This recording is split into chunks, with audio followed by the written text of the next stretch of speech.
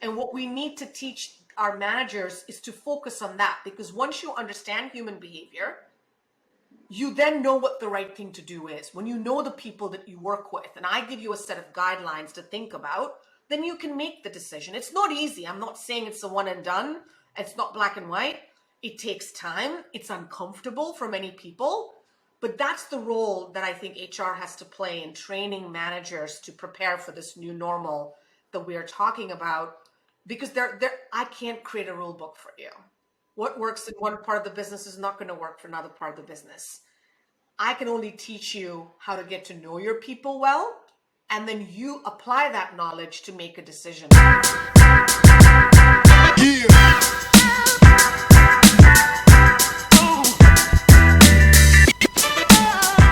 Hello and welcome to another episode of The Culture Crunch, brought to you by Hunters and Unicorns. Here we discuss everything company culture related. Today, I'm fortunate enough to be joined by Harsha, the Chief People Officer of MongoDB. Thank you for having me. Now, Harsha, you've got an incredibly illustrious career, and we're so keen and grateful to have you as a guest on the show.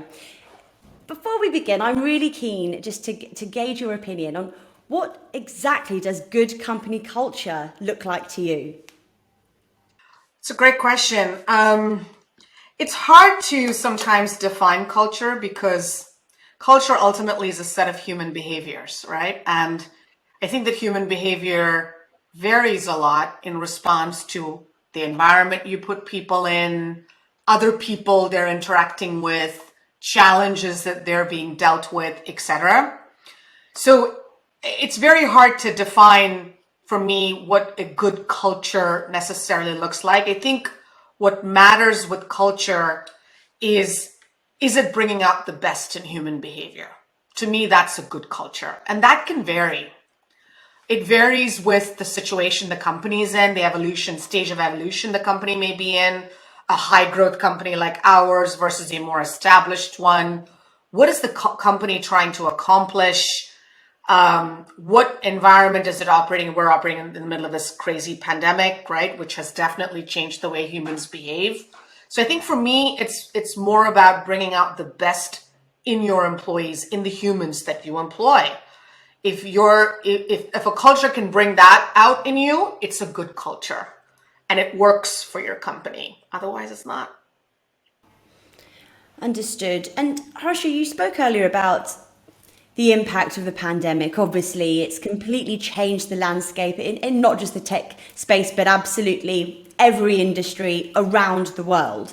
I'm really keen to understand your thoughts regarding because obviously now there's so much of a working from home, there's a melding of people's personal as well as professional lives. What do you think the ramifications are on leadership and people management? Huge. This melding of personal and professional lives is a phenomenon that, to be honest with you, I spend a lot of time thinking about. And I think it has, in many ways, fundamentally changed even my own job, the job of a CPO, head of HR. You do see CPOs being more in demand these days. And I think one of the reasons is that. What happens when personal and professional lives blur, or rather in the case of the pandemic, pretty much erased? Those lines have been erased. I think this blurring began a few years ago with the advent of technology and the fact that, you have the world at your fingertips now in the form of your smartphone. I remember a time in my career when I came home, I didn't even have a laptop. I didn't bring my work home. So there was a very clear separation between my personal and professional life. And I almost had, it was the commute, honestly, right? That allowed me to transition from one part of my world to another part of my world.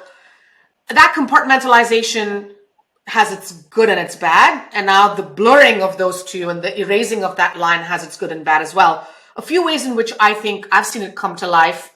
One, I think when the lines are erased, what happens is everything that's happening in your personal life, everything that's happening around you enters the workplace. So you start to have more personal and often more difficult conversations in the workplace. These are conversations we didn't have before. right? And what that means for managers of people is you need to start to think about your employees as human beings. They bring their challenges and their personal issues with them to work. And it doesn't mean that you have to sit there and become a therapist, but you kind of have to understand where they're coming from. So I think it's a new leadership paradigm, right? I think leaders are having to think very differently about how to manage through that uncertainty. An example I'll give you, last week there was a school shooting here in the United States, which has really bothered, particularly a parent. It bothered me, a parent of young children, right? My children go to school every day and they actually run drills to plan for active shooters. And so these are kinds of things that weigh on people's minds, and they bring those things to work. You have to be cognizant of it. You have to recognize that it's going to affect them at work, whether you like it or not. It's not about whether it's right or wrong, whether it's beneficial or not, but you have to make the time to understand that. So I think it's actually changing the way you manage people. It's become more difficult. It's become more ambiguous. It requires you to really understand the whole person and not just direct their work. So I think it has changed the way you think about leadership development. It changes the way people like me do our job, because when you think about the employee experience at work, you think about employee engagement at work, you have to think about these things too. That wasn't true a few years ago. Those things have started to make its way into the workplace, and we have to think about things like mental health, like things like someone's, in the middle of a pandemic. How do you deal with all of these issues? You've got children homeschooling at home. You've got a job to do. How do I give them space to do what they need to do so they don't feel overwhelmed? How do I manage this hybrid working thing? Like, it's a whole different ballgame when you now have teams that some of whom are in the office, some of whom are not, and they're more like often than not distributed all over the world. It changes the way you manage them. If you have only one person on Zoom and 5 people in the room, you've got to make an extra effort to make sure the person on Zoom is able to speak up, able to participate, or vice versa. The odd one out is always the one that tends to get lesser airtime. How do you make sure they get more airtime?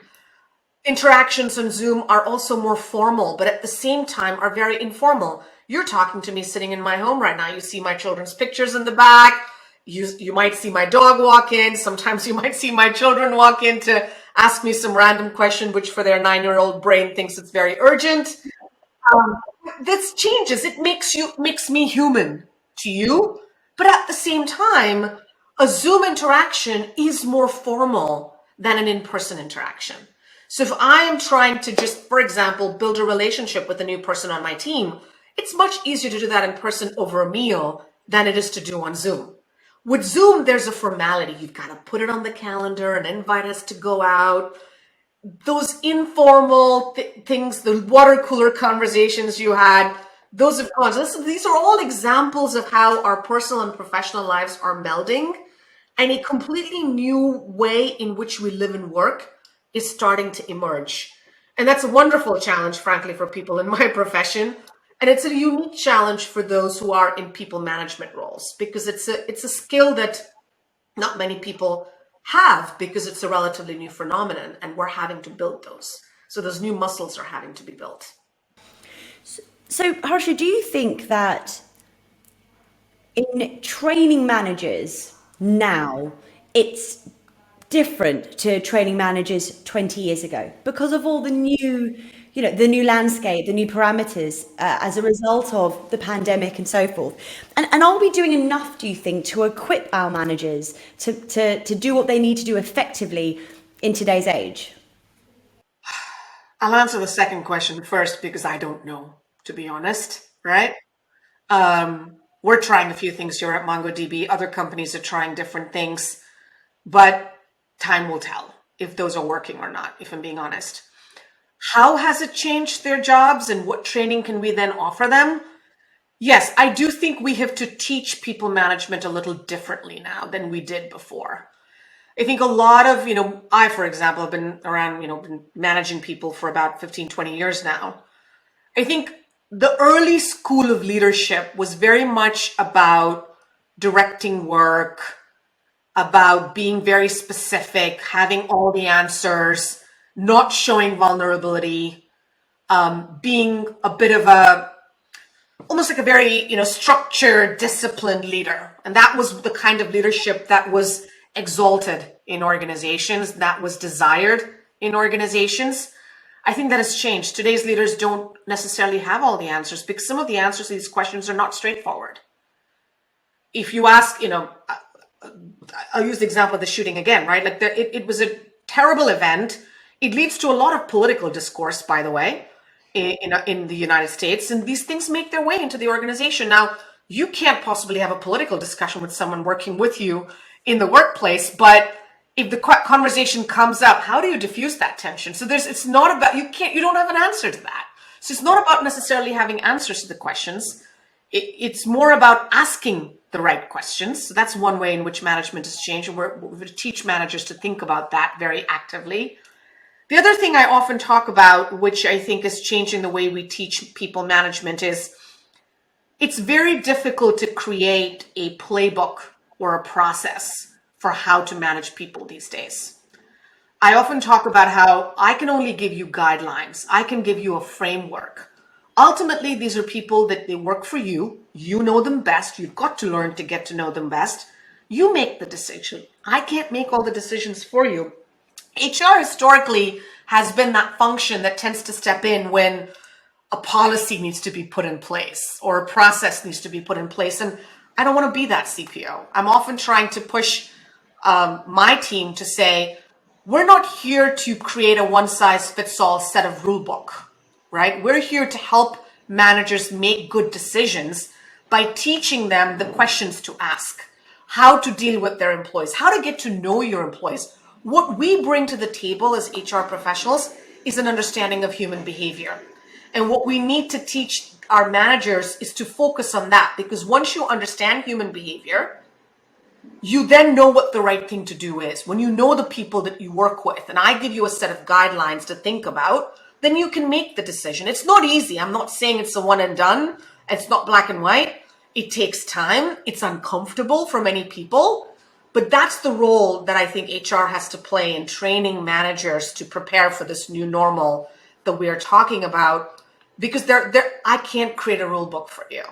What works in one part of the business is not going to work for another part of the business. I can only teach you how to get to know your people well, and then you apply that knowledge to make a decision. I've always said that every business problem in any company, when you sort of break it down and you peel the onion, at its very basic level, it boils down to human behaviors. Every business problem. It's why so many CEOs and C-level execs all over talk about how much time they spend dealing with people issues, because most business problems boil down to that. Especially here at a place like MongoDB, because I tell you, we've got all the raw material. We've got a great product. We've got a great business model. We've got all the things we need to do to run a successful business. When problems arise, it always boils down to human behavior. And that's the understanding of human behavior is what we bring to the table. So my goal is to get managers to also learn how to do that well, so they can then make decisions more independently and not rely on HR to tell them what to do. What I'm hearing, Harsha, is that managers now have a more of a difficult task than, let's say, managers 20 years ago, which is, I suppose, a bit of a sweeping generalization. But what you're saying is that we now need to manage the whole person as opposed to just workflow and activity, right? Now we've got to manage that and so much more. And I think you're right. I think in the kind of HR people space, we don't always have the answers, but it's about making space for the conversation. Yes, absolutely. You hit the nail on the head there. I think it's all about making space for the conversation. Again, we all have personal opinions about things that are happening in the world, right? You can't lead with that opinion either on one end of the spectrum, because that would just be forcing your opinion on someone else. You have to create safe spaces for conversations. You have to listen more than you ever have before. You need to ask questions to diagnose the problem that the individual is coming to you with. And you have to bring your human side forward as well. You've got to be vulnerable about it. I often tell people, like I have people on my team with young children that, like little babies and toddlers, and sometimes you can't send them to school. They're not feeling well. You're working from home. they're going to come and bother you. And I've had times when people have said, I'm going to have my child with me in the call today because I had a childcare emergency, blah, blah, blah. It's making it okay for them to do that by role modeling some of it yourself. My children do interrupt me sometimes when they're at home, even though they're told not to. But I've also found that when they do that, it makes people relate to you better because they realize you have the same challenges we have. It's also about, as leaders, I think we have to talk more about some of the personal challenges we face. I'm a mother, I'm a wife, I'm a dual career household. I've got my own sets of challenges. I really believe in talking about them because I'm hoping that people can learn from that. So bringing your human side forward in those conversations with your people to help them see that I understand how you feel, I'm also human, changes the equation a little bit. To going to where I think we've all grown up, at least I certainly have, in a world where that was not necessarily considered appropriate to do back then as a leader of people. You weren't supposed to be emotional or vulnerable. You were supposed to have the answers. You were supposed to come and solve problems. And yes, as a manager, it's still my job to solve problems, but I just feel like you have to do it very, very differently now. Very differently. Understood. Absolutely.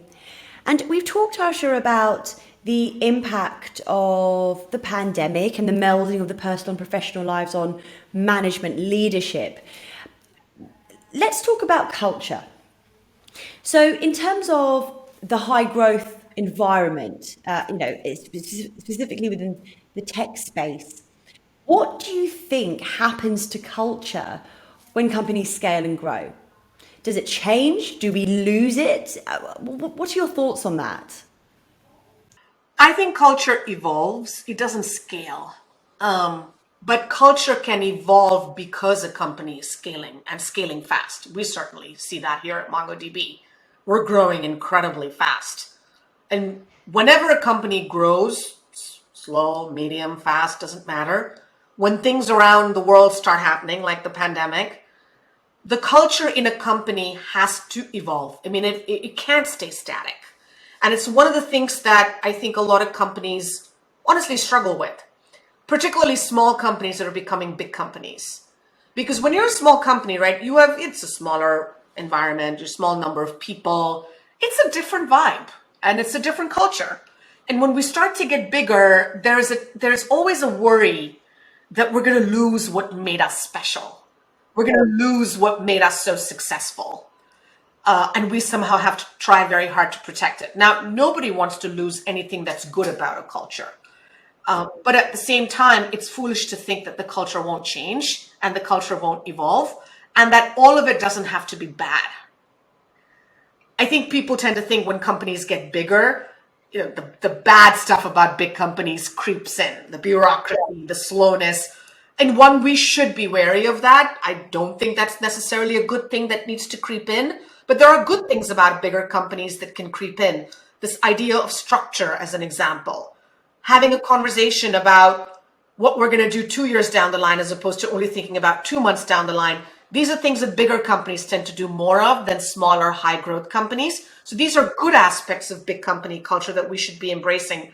The point, I think, is when you see culture evolving and changing, as it should, a few things that company leaders should keep in mind. One is it is going to change. Expecting it to stay static is just not practical or reasonable. But you should accept it, first of all, and be prepared for it, second of all.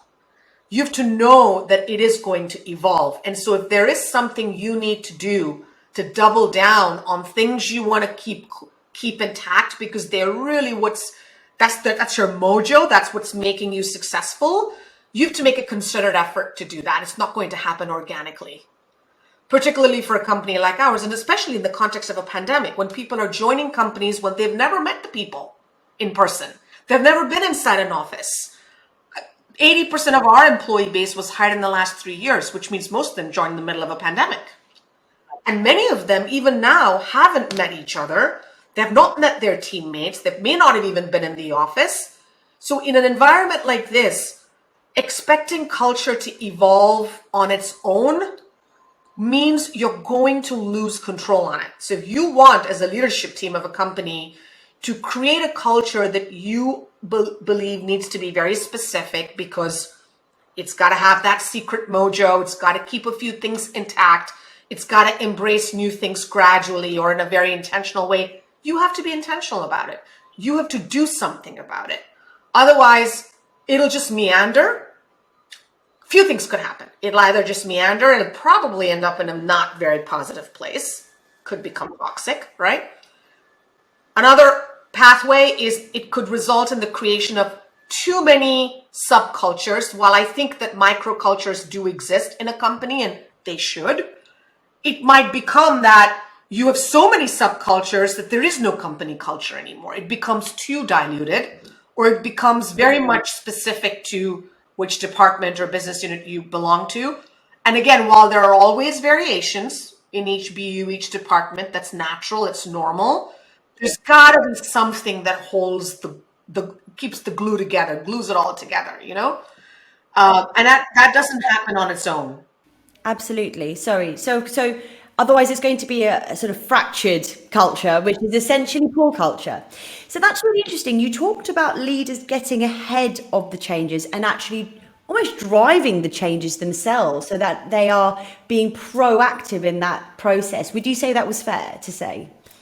It is very fair to say. And it's something that we're talking a lot about right now at MongoDB. You know, how do you make the connection between our culture and our core values as a company really front and center of the conversation? Every company has their core values, whether they have it documented or not.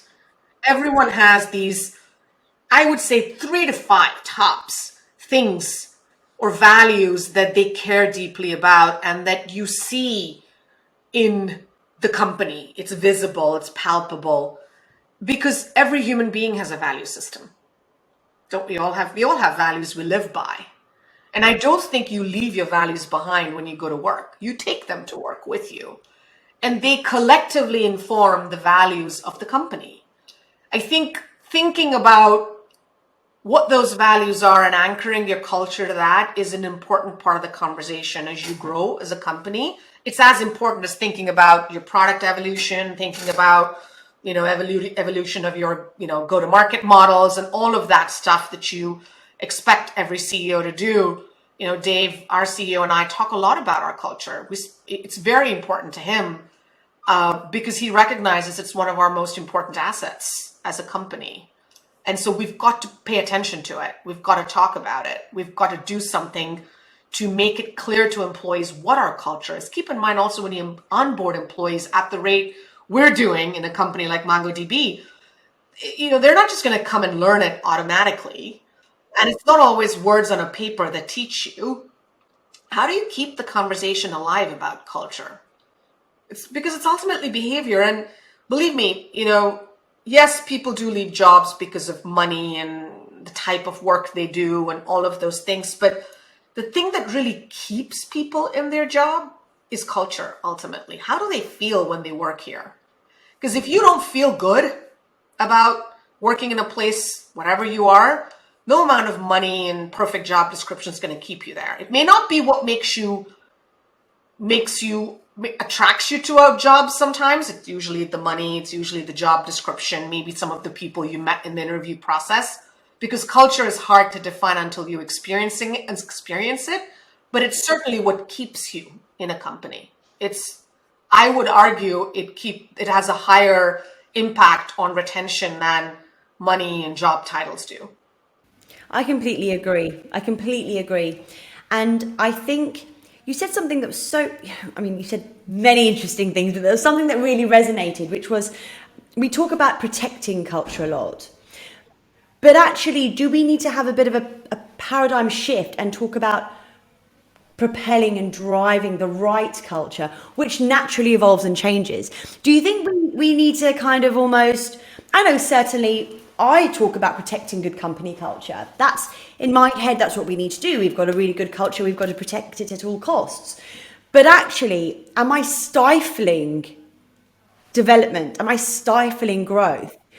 Should I step aside and just say, look, as long as we're driving it in the right way, let it move, let it be fluid. Do you think we're as individuals, some of us are, could adopt a bit of a mindset shift when it comes to company culture? Yes, that's a fascinating thought about keeping the approach to culture more fluid. It's interesting you use the word protect, right? I think you're absolutely right. A lot of leaders in companies, particularly companies they have built or seen grow from ground up, tend to want to protect the culture, and sometimes at all costs. And that's not necessarily a very good thing either.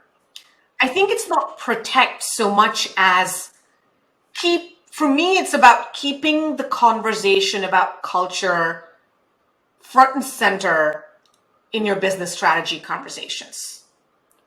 There's that old saying, like culture eats strategy for breakfast. It's true though, because if you have the perfect business model and everything's working well, if you don't have the right culture, you're not going to get the best out of the people you work with. And I always come back to this thing about human behavior. Human behavior can make or break a company, right? And the human behavior is culture. Ultimately, what is culture? Culture is a set of human behaviors. So to me, it's less about protecting.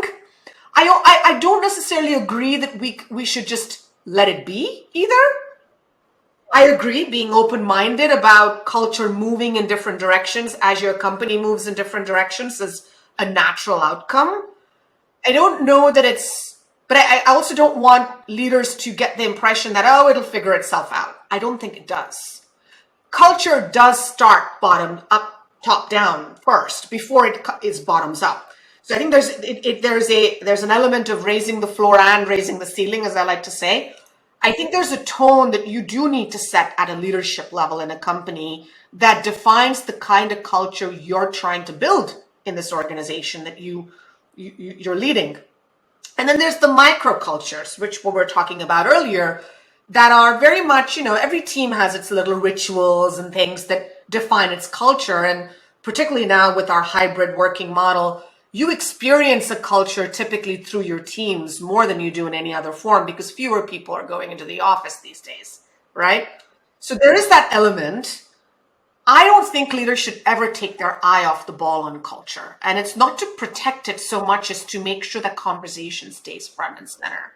That you're always thinking about it in a very intentional way and recognizing if it's changing, how is it changing? Is it changing for the better? Is it changing for the worse? Are we losing connection with our values? Do they need to be refreshed? Are the values not relevant anymore? These are questions every leader should be constantly asking themselves. As much as they ask questions about the product or customers or technology or anything else that goes into making a business, this is a conversation you have to ask yourself constantly because ultimately that's going to define how your employees experience you and your company and your team, and it's what's going to keep them there. So it's less about protecting, but more about, again, to your earlier point, making the space for the conversation to happen, which people don't tend to do, right? Because especially when things are going well, it's not something you spend too much time thinking about. But when you're doing well and growing at the same time, know that your culture is probably getting diluted because a lot of new people are coming on board. And are you okay with that? Or do you need to reinforce some elements of culture that you do not want to dilute?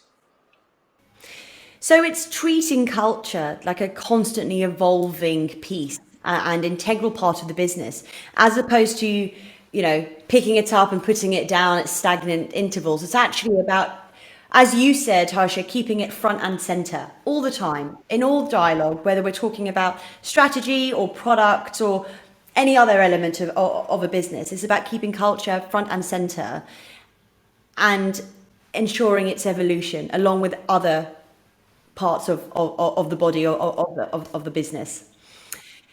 Just, I'm conscious of time, Harsha. The time's flown by, as it always does when I speak with you.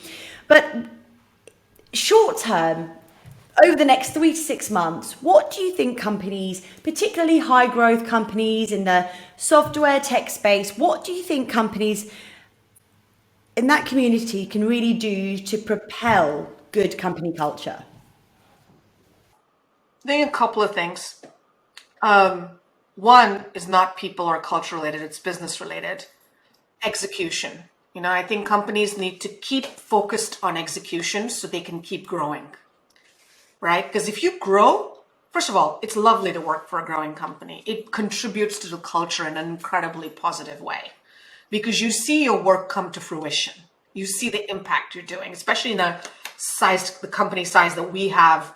I think that's one of the best parts about our culture is that ability to, the growth contributes to the culture. So in order to keep the company growing, I think from a business lens, leaders have to double down on just strong execution of the basics of running a business. That's super important, and I can't take that away. And two, when it comes to culture, of course, we have to keep the culture front and center. I said before, culture may not be what people go to work for a company for because it's hard to suss it out in an interview process, to be quite honest, but it's what keeps people in a company. I can throw money at someone, I can throw titles at someone to attract them to the company, but ultimately what's going to stop a person from going is if they truly enjoy working there. People underestimate how important that is to people. And it's because we're human beings. We spend a majority of our time working, and nobody wants to be working in an unhealthy culture. So I do think that in a time like this, it's so important to continue to double down on culture because good culture, in addition to being a great retention mechanism, actually enables better business outcomes, ultimately. Why I even talk about this so much is because, again, as I said, every business issue boils down to human behavior. So if you've got a good culture, a culture that knows when to collaborate, when to get things done, how to make it matter, how to think big, all of these are very important to us at MongoDB. We know it results in flawless execution of our business goals, ultimately. So there's a very close correlation between culture and business outcomes.